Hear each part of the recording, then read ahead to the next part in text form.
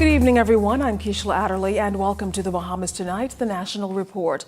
Topping the news tonight, senators met briefly today where they debated and passed amendments to the Business License Amendment Act.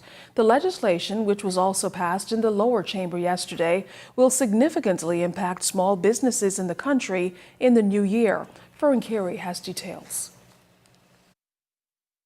During the proceedings, government leader in the Senate, Attorney General Senator the Honorable Colby Bethel, spoke to amendments to the Business License Act. The legislation ensures that businesses with revenue streams of $100,000 or less are exempted from paying business license fees beginning in January of next year. Senator Bethel noted that the legislation will also improve the ease of doing business in the country while strengthening reporting mechanisms for businesses. While the complaints of the business sector on this issue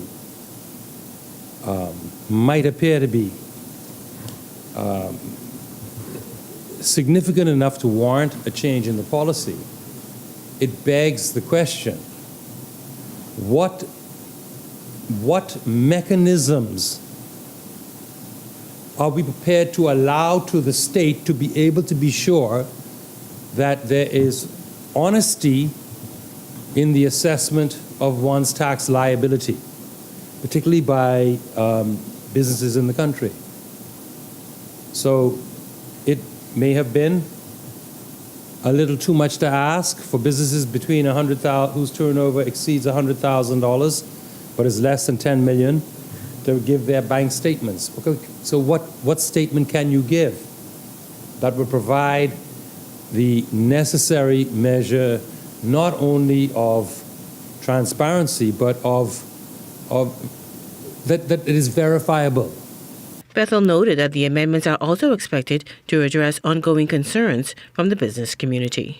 I commend the Minister of Finance for having had the courage not to have a hardened heart, for having had ears that could hear, a heart that could feel, and a mind that could be resolute in taking the decision to instruct my draftspersons in the Ministry, the Office of the Attorney General, to prepare this bill.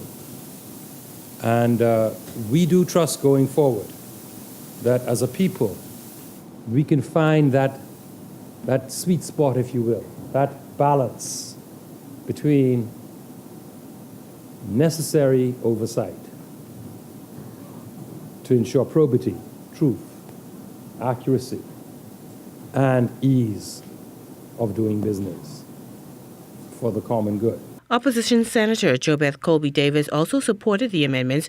However, she also accused the government of backtracking and not engaging industry stakeholders on the matter. Consult the people before making a decision. Consult them again after making a well-thought-out decision. And I remind you, if it ain't broke, don't fix it. But if you still choose to fix it, be sure you are making it better, not worse. Madam President, as I stated last week, if this F&M government consult the people and be more considerate when drafting and changing legislation, there will be no need for this continued backtracking. In any event, I fully support this amendment. Following the debate, senators passed the Business License Amendment Act. Fern Carey, 7 Network News.